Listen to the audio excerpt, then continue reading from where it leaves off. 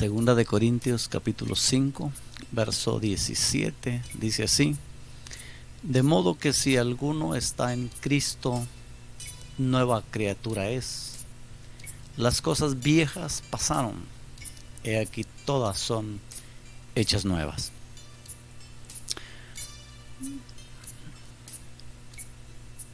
He escuchado bastante acerca de este tema y hay diferentes opiniones, hay diferentes definiciones personales,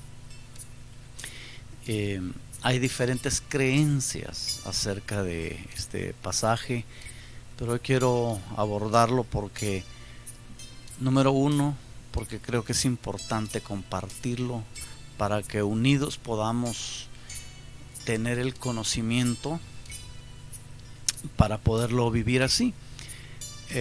Una de las cosas que se tiene contemplado en las iglesias es el hecho de que si tú aceptaste a Cristo eres nueva criatura.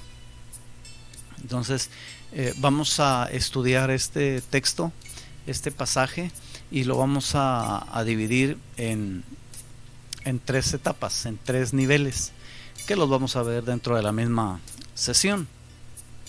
Bien, repito el texto, dice así: de modo que si alguno está en Cristo, nueva criatura es. Las cosas viejas pasaron, he aquí todas son hechas nuevas. Muy bien, para poder explicarlo de la mejor manera, el texto hay que dividirlo. Como dije, lo vamos a dividir en tres partes. Para poder verlo, debemos establecer en cada punto un nivel, es decir, son tres niveles. Y en el primer nivel vamos a ver: las cosas viejas pasaron. Esto es súper facilísimo. Las cosas viejas pasaron y aquí todas son hechas nuevas. Y yo me hice una pregunta: si las cosas viejas no eran buenas, ¿para qué hacerlas de nuevo?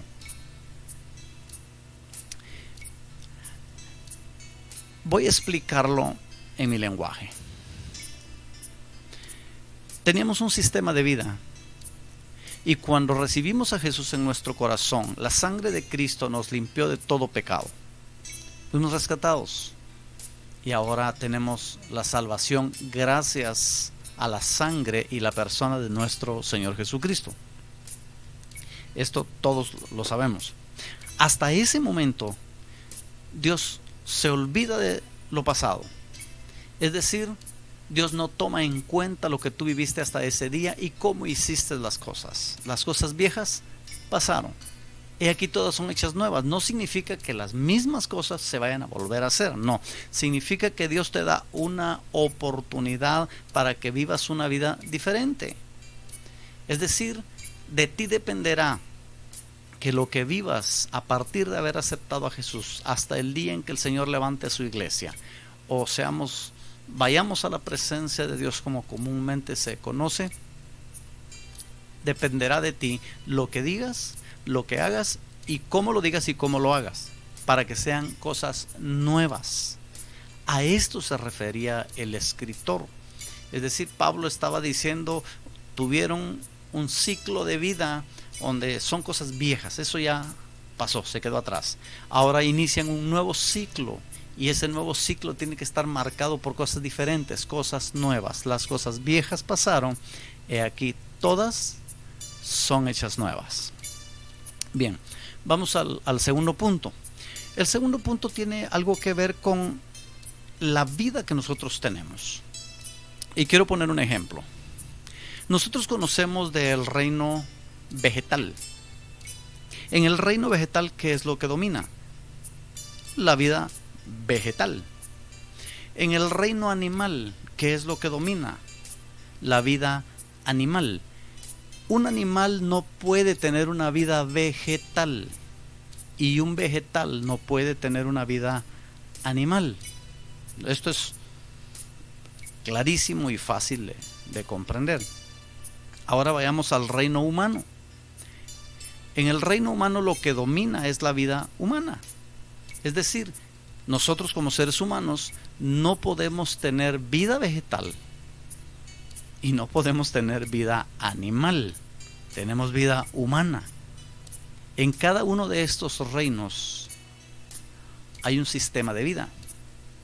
Entonces, cuando nosotros empezamos a ver, esto es a grandes rasgos, cuando empezamos a ver, la vida vegetal tiene su círculo, la vida animal tiene su círculo, y la vida humana, el reino humano tiene su círculo. Entonces nosotros empezamos a comprender la vida en el reino de Dios es diferente. No es ni vegetal, no es ni animal, y tampoco es humana. Si bien es cierto, tú no dejas de ser un humano. Tú sigues viviendo una vida, un ciclo humano, pero en tu interior algo sucede, algo empieza a cambiar. De esto se trata. El comprendimiento es para vivir algo diferente. Miren, Efesios capítulo 3, verso 16, dice así: para que os dé conforme a las riquezas de su gloria, el ser fortalecidos con poder en el hombre interior. Hago énfasis, hombre interior, por su espíritu. El hombre interior es fortalecido, empieza a ser fortalecido para una vida diferente por el Espíritu. ¿Qué Espíritu? El Espíritu de Dios, el Espíritu Santo. Verso 17 dice: para que habite Cristo por la fe en nuestros corazones.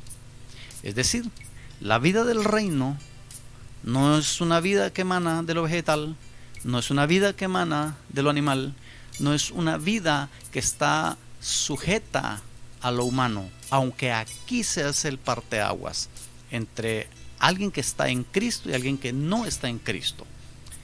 San Juan capítulo 1, verso 12 dice: a todos los que le recibieron, los que creen en su nombre, hablando de Jesús, se les dio la autoridad de ser llamados hijos de Dios. Por recibir a Jesús, eres un hijo de Dios.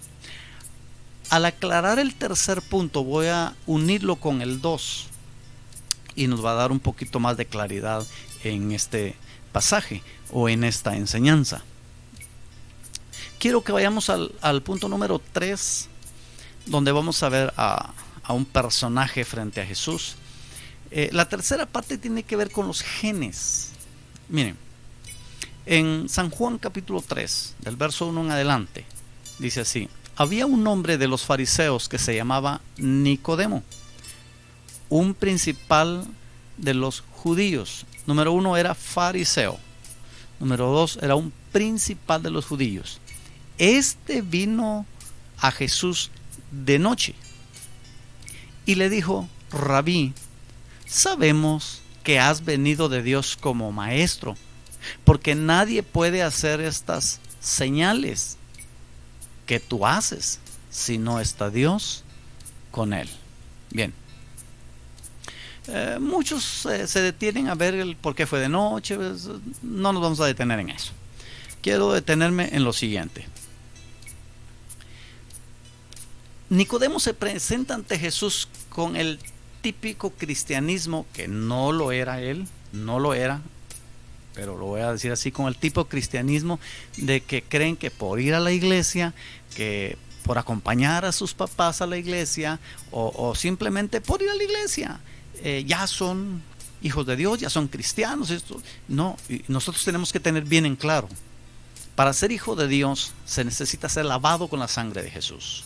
Se necesita haber recibido a Jesús en el corazón, confesarlo con los labios, confesarlo públicamente, porque esto nos da el derecho de ser llamados hijos de Dios. Entonces Jesús lo que hace con Nicodemo es que dice: respondiendo Jesús le dijo, en el verso 3: de cierto te digo, que el que no naciere de nuevo no puede ver el reino de Dios. Jesús le está diciendo a Nicodemo: tú me presentas una postura humana, yo tengo que presentarte el reino. No me digas que porque ves señales, con eso ya dices que es de Dios. Sabemos que la Biblia dice que las señales no son exclusivas de los hijos de Dios y los siervos de Dios. No, por supuesto que no. Pero Jesús habla de ver, porque Él le dijo que habían visto las obras que Jesús hacía. Bien, pero sigamos leyendo. En el verso 4, Nicodemo le dijo a Jesús: ¿cómo puede un hombre nacer siendo viejo? ¿Puede acaso entrar por segunda vez en el vientre de su madre y nacer? Ay, Nicodemo. Nicodemo seguía aferrado a mantener una conversación basada en lo físico y lo material. Y Jesús estaba mostrándole que todo lo que él hacía estaba basado, ligado, conectado al reino. Es decir, todo lo que Jesús decía y hacía era de reino, era del reino. De hecho, cuando Jesús envía a sus discípulos, les dice que anuncien que el reino de los cielos se ha acercado a los hombres. Bien, entonces, cuando Nicodemo hace esto, Jesús no le responde a esa interrogante que Nicodemo hace, sino Jesús le dice algo distinto. Chequen esto en el verso 5: de cierto te digo que el que no naciere de agua y del Espíritu no puede entrar en el reino de Dios. Al principio, hace algún tiempo atrás, yo decía, es que no tiene nada que ver lo que Jesús está diciendo con lo que Nicodemo le está diciendo. Y es cierto, por supuesto, porque, repito, Nicodemo estaba hablando de cosas físicas, Nicodemo estaba hablando de cosas materiales, Nicodemo estaba hablando de lo que nuestros ojos ven físicamente, y Jesús está hablando del reino de los cielos. Jesús está empecinado en cumplir la misión, mostrar el reino, establecer el reino de Dios. Entonces Jesús le habla de ver y de entrar. Yo quiero mostrarles algo hoy. En nuestros tiempos suceden situaciones que nos dejan ver, cuando tenemos nuestros ojos abiertos, por supuesto, nos dejan ver cuando alguien está navegando en lo material, cuando alguien está navegando en lo físico, cuando alguien está navegando en sus emociones, en sus sentimientos, y también nos permite ver cuando alguien está navegando en lo espiritual. Y quiero cerrar este tercer punto uniéndolo al segundo. En Efesios capítulo 1, verso 5, hay algo que nos va a aclarar un poco el panorama. Dice así: en amor, habiéndonos predestinado para ser adoptados hijos suyos por medio de Jesucristo. Bien, esto es lo que sucedió. La sangre de Jesús nos limpió de todo pecado, pagó el precio. Jesús pagó el precio con su sangre y nos salvó. Somos salvos. Pero Pablo nos explica un poquito más detalladamente y dice: somos adoptados. Es decir, si no somos judíos, somos adoptados. Recuerden que al principio les decía que el tercer punto tenía que ver con los genes. Muy bien. Cuando una pareja adopta un bebé, si esta pareja ya tiene hijos, aquella criatura que adoptaron tiene los mismos derechos que los demás hijos. Definitivamente. Ni uno es más, ni uno es menos. Legalmente hay un documento que avala que esta criatura ahora es hijo de esta pareja, y si son 3 o 4 hijos, todos tienen los mismos derechos. Tienen el mismo derecho a la herencia, tienen el mismo derecho a los cuidados, tienen el mismo derecho a los beneficios, porque es un hijo, fue adoptado. Eso fue lo que sucedió con nosotros. Fuimos adoptados y tenemos derecho por la sangre de Jesús a ser llamados hijos de Dios, adoptados. Ahora quiero mostrarles algo. Esta criatura que adoptó esta pareja, en ningún momento habrá en esa criatura una sonrisa donde las personas digan: tiene la sonrisa del papá. No. No habrá un gesto que digan, esos gestos son de la mamá. No. ¿Por qué? Porque esta criatura tiene los genes de otra persona. No tiene los genes ni del papá ni de la mamá, porque es adoptado. Aun cuando existe el documento que lo hace ser hijo, lo constituye hijo, él no tiene los gestos, no tiene los rasgos. No pueden decir, tiene la ceja como el papá, tiene los labios como la mamá, se parece en esto. No, no se parece ninguno de ellos, no se parece ninguno de los hijos. Y aquí hay algo sorprendente. Hay algo muy, muy sorprendente. Regreso a Efesios capítulo 3, verso 16. Para que os dé conforme a las riquezas de su gloria el ser fortalecidos con poder en el hombre interior por su espíritu. Ojo, para que habite Cristo por la fe en vuestros corazones. Aquí es donde empieza el nacer de nuevo. Si Cristo habita en tu corazón, si por la fe habita Cristo en tu corazón, tú empezarás a mostrar rasgos de Dios en ti. No significa que dejas de ser un humano. No significa que empiezas a ser un ser sobrenatural, que le salen alitas y una aureola y todo. No. Sigues siendo una persona humana, sigues siendo una persona con deficiencias, sigues siendo una persona con errores, pero hay características que aparecen porque ahora Cristo habita en nosotros. Si no hay características de Dios en nosotros, nosotros creemos en que somos salvos en la sangre de Jesús, pero no hemos dado ese paso a nacer de nuevo. Esa es la gran diferencia. Recibes la sangre de Jesús porque lo aceptas a Él como tu Salvador, como tu Señor. ¿Eres salvo? Sí. Tú confiesas a Jesús como tu Salvador, eres salvo, pero faltan las características. Y eso solamente se logra a través del Espíritu Santo de Dios. Es el Espíritu de Dios el que mora en ti y da testimonio, dice, a nuestro espíritu que somos hijos de Dios, y empiezan a aparecer las características. Cuando una persona ha nacido de nuevo, hay características que lo muestran, hay características que hablan de esto. Esa es la gran diferencia entre ser salvo y ser una nueva criatura. Ahora ya lo sabes, puedes compartirlo con otros y decirles, oye, ir a la iglesia no es ser nueva criatura. E incluso haber aceptado a Jesús en tu corazón no te hace nueva criatura. Pero que el Espíritu de Dios esté en ti, pero que Cristo habite dentro de ti, eso sí te hace ser nueva criatura, porque habrá rasgos. Si Cristo habita en nosotros, habrá rasgos de Él, habrá rasgos de Dios en nosotros. Yo espero que no haya sido complejo, espero haya quedado claro. Lo importante de una enseñanza es que aprendamos para vivirlo. Quiera Dios que seamos oidores y hacedores de su palabra, que no seamos oidores olvidadizos. Debemos buscar cada día que aparezcan estas características. Yo sé que Cristo vive en mí.